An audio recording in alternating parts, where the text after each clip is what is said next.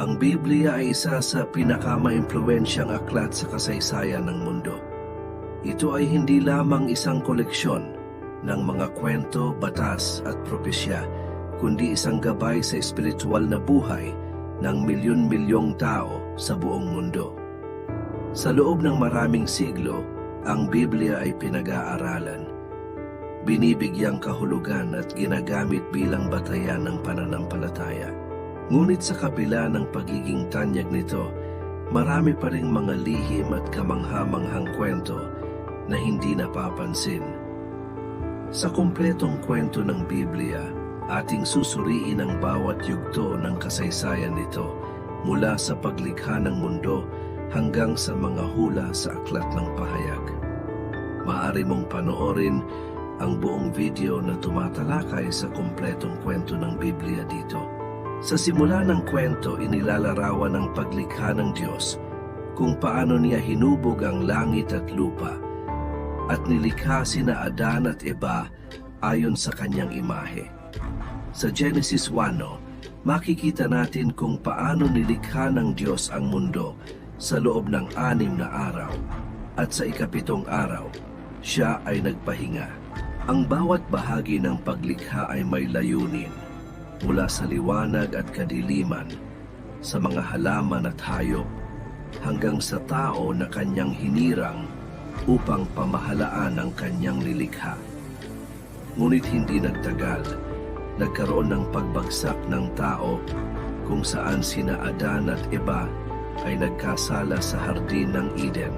Sa utos ng Diyos, sila ay hindi dapat kumain ng bunga ng puno ng kaalaman ng mabuti at masama. Ngunit sa tukso ng ahas, sila ay sumuway. Ang kanilang pagsuway ay nagdala ng kasalanan sa buong sangkatauhan na nagresulta sa kanilang pagkatapon mula sa paraiso. Kasunod nito, dumating ang malaking baha ni Noe, isang kwento ng paglilinis ng mundo mula sa kasamaan.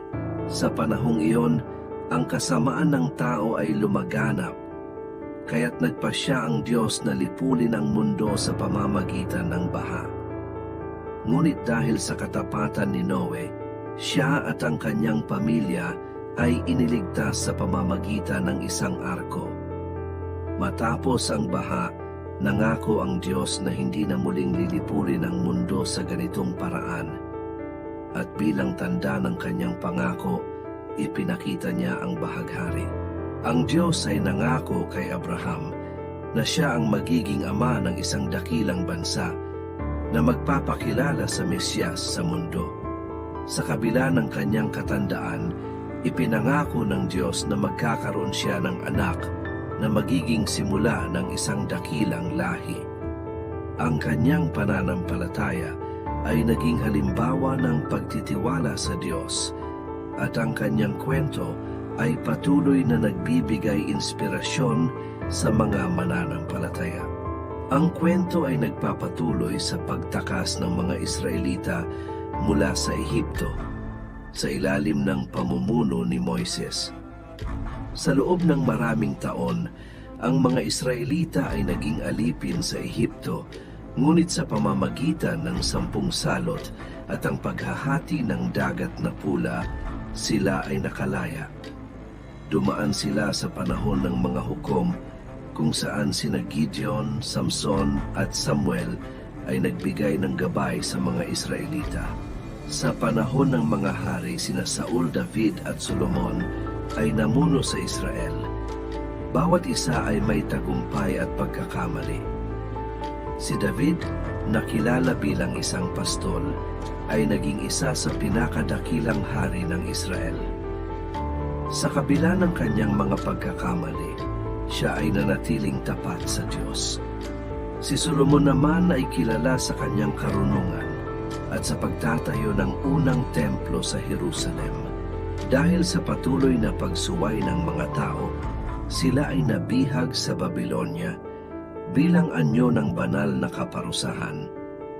Ngunit sa kalaunan, sila ay nakabalik sa kanilang lupang tinubuan, muling itinayo ang templo at nagpatuloy sa kanilang pananampalataya. Pagkatapos ng mahabang panahon ng katahimikan, dumating ang kapanganakan ni Jesus, ang Mesyas na ipinangako sa mga propeta. Ang kanyang ministeryo, mga himala at aral ay nagbigay ng bagong pag-asa sa mundo. Ngunit sa kabila ng kanyang kabutihan, siya ay ipinako sa krus, namatay at muling nabuhay na nagbigay daan sa paglaganap ng Kristyanismo.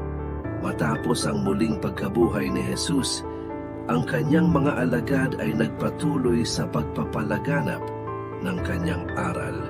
Sa pamamagitan ng Pentecostes, ang Espiritu Santo ay bumaba sa mga alagad na nagbigay sa kanila ng lakas upang ipangaral ang Ebanghelyo sa iba't ibang bahagi ng mundo. Si Apostol Pablo, isa sa pinakamaimpluwensyang tagapagturo ng Kristyanismo, ay naglakbay sa iba't ibang lugar upang ipalaganap ang mensahe ng kaligtasan. Ang kwento ay nagtatapos sa Aklat ng Pahayag, kung saan isinulat ni Juan ang mga hula tungkol sa hinaharap, kabilang ang pagbabalik ni Kristo at ang bagong langit at lupa. Ang Aklat ng Pahayag ay puno ng simbolismo at propesiya tungkol sa katapusan ng mundo, ang huling labanan sa pagitan ng mabuti at masama, at ang pangako ng Diyos sa mga nananatiling tapat sa Kanya. Ang Biblia ay hindi lamang isang aklat ng kasaysayan, kundi isang gabay sa espiritual na buhay. Ang kwento nito ay puno ng pag-asa, pananampalataya, at katotohanan na patuloy na nagbibigay inspirasyon sa milyon-milyong tao sa buong mundo. Sa pamamagitan ng Biblia, natutunan natin ang kahalagahan ng pananampalataya, pagsunod sa Diyos, at ang pangako ng kaligtasan sa pamamagitan ni Kristo. Ang kumpletong kwento ng Biblia ay isang patunay ng walang hanggang pag-ibig ng Diyos sa sangkatauhan. Sa kabila ng ating mga pagkakamali, patuloy siyang nagbibigay ng pagkakataon upang tayo ay makabalik sa Kanya.